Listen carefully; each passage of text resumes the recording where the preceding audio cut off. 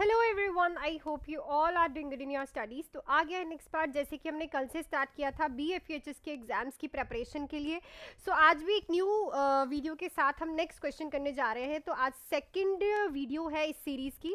सो जो बच्चा चैनल पे न्यू है, चैनल को सब्सक्राइब कर लीजिए। कल मैंने एक न्यू वीडियो डालनी स्टार्ट की है। ये सीरीज़ रोज़ इवनिंग में 5 से 6 बजे के बीच में ये वीडियो आया करेगी, specially for BFEHS and GMCH। सो जो बच्चा भी BFUHS एंड GMCH की तैयारी कर रहा है, सो इस चैनल को सब्सक्राइब कर लीजिएगा। एंड अगर कोई भी बच्चा बैचेस ज्वाइन करना चाहता है तो इस नंबर पे कॉल या फिर मैसेज करके BFUHS का क्रैश कोर्स जो है स्टार्ट हो गया है 1199 का, जिसमें हम सारे के सारे इंपॉर्टेंट टॉपिक्स करने वाले हैं। 200+ MCQs क्लासेस रहेंगी, test series, doubt classes and previous year paper जो है वो रहने वाले हैं। सो जो बच्चा प्रिपरेशन करना चाहता है BFUHS की, बहुत से बच्चे पूछ रहे थे मैम आपने इसका क्रैश कोर्स नहीं स्टार्ट किया है। सो कर दिया है बच्चे, आप आज ही इनरोल कर सकते हो मेरे से बात करके। 1199 में आज ही ज्वाइन कर सकते हो। Live and recorded properly 60 days का ये क्रैश कोर्स है। इसमें टेस्ट भी आपके रेगुलर होंगे, MCQs भी होंगे, सब होगा। सो हम चलते हैं अपने क्वेश्चन पे। 10 क्वेश्चंस हम कर चुके हैं, आज सेकंड वीडियो है। सो क्वेश्चन देखते हैं क्या बोलता है। To help parent cope with the behaviour of young school age or two child, the nurse suggest that it could help if they would. So देखो, हर एक टाइप का क्वेश्चन करो, डिफिकल्ट से लेके इजी, इजी से लेके डिफिकल्ट, मॉडरेट, माइल्ड, जिससे भी क्वेश्चन है सारी तरह के क्वेश्चन प्रैक्टिस करके जाना, क्योंकि हमें नहीं पता इस बार भी BFUHS अगर अपना पैटर्न चेंज कर दे। सो हमें हर एक तरह से प्रिपेयर होके जाना है। तो देखो क्वेश्चन क्या है कि आप यंग स्कूल एज चिल्ड्रन के पेरेंट्स को उनका जो बिहेवियर होता है, बच्चों का जो बिहेवियर होता है यंग स्कूल एज वालों का, उसके साथ कोप अप करने के लिए क्या बता सकते हो कि वो कैसे, क्या सजेशन दे सकते हो। ऑप्शन है avoid asking specific question, be consistent and firm about establish rule, write a list of expectations to avoid confusion, allow the child to set up his or her own routine. So obviously इन बच्चों का जो behaviour होता है, दे are very Moody, ठीक है, because वो अपने हिसाब से काम करना पसंद करते हैं और they are very very close to their peer group. So उनका जो दोस्त होते हैं, उनके जो फ्रेंड्स होते हैं, उनके साथ बहुत क्लोज होते हैं। सो उनके लिए एक फर्म अप्रोच होनी चाहिए, उनके साथ ना ज़्यादा स्ट्रिक्ट होना है, ना ज़्यादा लीनियंट होना है, और एक रूल्स होने चाहिए जो कि उनको पता होने चाहिए कि हम क्या कर सकते हैं, क्या हमारी लिमिट्स है और हमें क्या नहीं करना। सो उनके साथ तभी आप उनके बिहेवियर के साथ कॉप अप कर पाओगे। अदरवाइज जो है बिहेवियर आप खुद के साथ ही देख लो, जब आप टीनेजर होते हो तो बहुत से डिफरेंसेस आते हैं पेरेंट्स के साथ रहना अच्छा नहीं लगता है, हर टाइम फ्रेंड्स के साथ रहो। सो इस बिहेवियर के साथ कॉप अप करने के लिए आपको उनके साथ कंसिस्टेंट एंड फर्म अप्रोच रखनी पड़ती है। सो आप ये जो है पेरेंट्स को सजेस्ट कर सकते हो। नेक्स्ट है, client has been taking a prescribe calcium channel blocker therapy for approximately 2 months. The home care nurse monitor the effect of therapy, should determine the drug tolerance has developed if what is noted.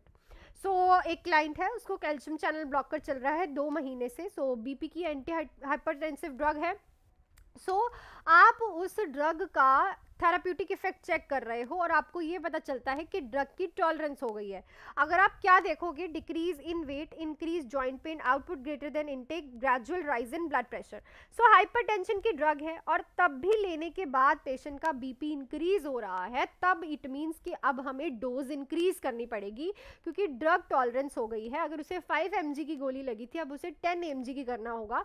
Drug tolerance का मतलब होता है कि body उस drug को जो है resist करने लग जाती है, रेजिस्टेंस होने लग जाती है, उसकी टॉलरेंस होने लग जाती है, बॉडी उसकी हैप्चुअल हो जाती है और बॉडी उसके सामने कुछ भी इफेक्ट शो नहीं करती। क्लियर ना? रेजिस्टेंस नहीं, बॉडी उसको टॉलरेट, एक्सेप्ट करने लग जाती है, बॉडी उसके साथ जो है हैबिचुअल हो जाती है। क्लियर? सो अगर आप चेक करोगे कि ब्लड प्रेशर ग्रेजुअली इंक्रीज ही हो रहा है, दवाई का कोई असर नहीं है, तो ऑब्वियसली आपको इसकी डोज इंक्रीज करनी पड़ेगी, because it is a drug tolerance sign. Clear? Next है, a nurse is assigned to care a client who is in attraction. Which intervention by the nurse should ensure a safe environment for the client?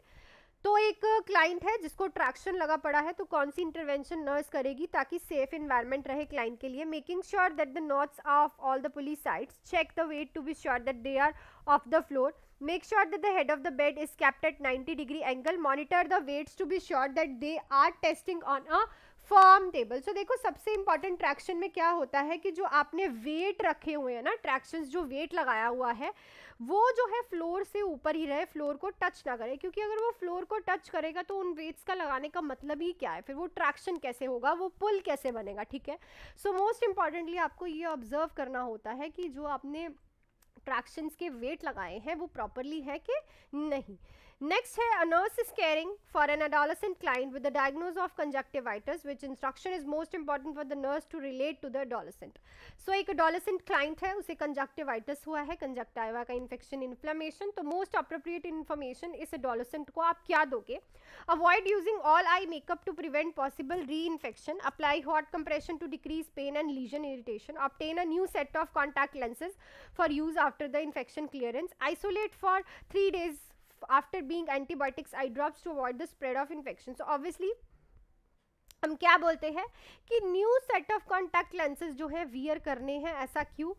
देखो क्या होता है कि adolescent age में आजकल क्या हो गया है, लोग कॉन्टैक्ट लेंसेज बहुत ज़्यादा यूज़ करते हैं और उनको प्रॉपरली क्लीन नहीं करते, और जो कॉन्टैक्ट लेंसेज होते हैं वो हमारी आइज़ के साथ डायरेक्टली कॉन्टैक्ट में आते हैं। अगर वो थोड़े से भी क्या होंगे, इन्फेक्टेड होंगे, तो जैसे ही आप उसे डायरेक्टली कॉन्टैक्ट विद योर आई लेके आओगे तो आपकी आई का पूरा जो कंजक्टाइवा है प्रॉपरली इन्फ्लेम हो जाएगा, इवन कि वो आपकी आई को डैमेज भी कर सकते हैं। सो सबसे इंपॉर्टेंट अप्रोप्रिएट यही रहेगा कि आप अपने लिए एक अच्छे contact lenses, new contact lenses लेके आओ। नेक्स्ट है, a post operative client begin to drain small amount of bright red blood from the tracheostomy tube after 24 hours of laryngectomy, which priority action should the nurse implement. So एक post operative patient है, 24 घंटे के बाद उसकी क्या हुई है, लेरेंजेक्टमी, larynx का रिमूवल हुआ है, और 24 आवर्स आफ्टर ऑपरेशन उसको ब्राइट रेड ब्लड आ रहा है ट्रेकियोस्टमी ट्यूब से, 24 घंटे के बाद भी ब्राइट रेड कलर, मतलब एक्टिव ब्लीडिंग हो रही है। तो अब आपका प्रायोरिटी में क्या रहेगा, notify the surgeon, increase the frequency of suctioning, add moisture to the oxygen delivery system, document the character and amount of drainage. So it is a very serious condition. एक active bleeding after 24 hours from the tube is a towards a serious complication, एक serious complication को बता रही है। So it is very important to inform the doctor, क्योंकि 24 घंटे के बाद भी अगर active bleeding है then there is any complication. Clear? Next question पे चलने से पहले बैच जो है देख लीजिए आप, इस नंबर पे कॉल या फिर मैसेज करके BFEHS की 120 पोस्टें जो आई हैं उसके लिए क्रैश कोर्स स्टार्ट हो गया है, only in 1199। So important topic मिलेंगे आपको, MCQ classes, test series, doubt classes and previous year paper. So ये जो क्रैश कोर्स है प्रॉपरली 60 डेज़ का हमारा क्रैश कोर्स है, क्योंकि अभी रुक के आएगा exam. So we will see by the सितंबर एंड और बाय द अक्टूबर स्टार्टिंग में आपका पेपर हो सकता है। तो अभी आपके पास बहुत अच्छे खासे दिन है, अराउंड 40-50 डेज़ है, ठीक है। और जो हमारा ये क्रैश कोर्स है इसको भी 1 वीक हो चुका है स्टार्ट हुए, तो आप रिकॉर्डिंग्स मिलेंगी आपको अच्छे से, आप लाइव क्लासेस मेरे साथ लगाओगे, MCQs करोगे, टेस्ट होंगे आपके, तो आप आज ही ये BFEHS के लिए बैच जो है क्रैश कोर्स ज्वाइन कर सकते हैं मेरे साथ बात करके। सो चलते हैं नेक्स्ट क्वेश्चन पे। A client is undergone pleural biopsy at the bedside. Knowing the potential complication of the procedure, what equipment should the nurse plan to be available at bedside? तो ऐसे questions बहुत आते हैं। प्लूरल बायोप्सी हुई है bed side पे ही, so according to this procedure क्या कॉम्प्लिकेशन हो सकती है जिसके लिए आप इक्विपमेंट कौन सा बेड साइड पे रखोगे? So intubation tray, morphine sulphate का injection, portable chest x ray, chest tube and chest drainage system. So देखो क्या होता है कि जब प्लूरल बायोप्सी होती है, सो क्या होता है कि वहाँ पे डैमेज और इंजरी होने का बहुत लंग को इंजरी हो जाए, ठीक है, प्लूरल कैविटी को इंजरी हो जाए, ट्रॉमा हो जाए, सो वहाँ पे आपके पास चेस्ट ट्यूब और ड्रेनेज सिस्टम होना चाहिए कि अगर बाई चांस कुछ भी ऐसा होता है तो ये आपके बेड साइड पे होनी चाहिए, और ताकि आप इमीडिएटली उसको ठीक कर पाओ। क्लियर ना? So according to this procedure आपको ये कॉम्प्लिकेशन रोकने के लिए chest tube and drainage system को बेड साइड पे रखना पड़ेगा। Next, a nurse is assigned to care for a client with the diagnosis of pre-eclampsia. The nurse should plan to implement which action to provide safe environment. तो safe environment provide करना है आपको, patient को pre-eclampsia है। pre-eclampsia क्या होता है, उसके यूरिन से प्रोटीन आ रहा है और उसका बीपी इंक्रीज हो रहा है. Maintain fluid and sodium restriction. Take the client vital signs every 4 hourly. Turn off the room lights and draw the window shades. encourage visits from family and friends for psychological support. So पहले हम pre eclampsia की बात करें, so it's a type of hypertension, ठीक है. सो यहाँ पे safe environment के लिए आप पेशेंट को इसमें फोटोफोबिया बहुत होता है, ठीक है. और पेशेंट को फोनोफोबिया भी देखने को मिलता है. व्हाट इज़ दैट कि अगर बहुत ज़्यादा शोर मचाओगे तो पेशेंट को इरिटेशन होती है, बहुत ज़्यादा तेज़ ब्राइट लाइट्स होंगी तो भी. सो हमेशा क्या होता है, turn off the room lights and draw the window shades, ताकि पेशेंट जो है रेस्ट कर पाए प्रॉपरली और उसके लिए सेफ इन्वायरमेंट रहे.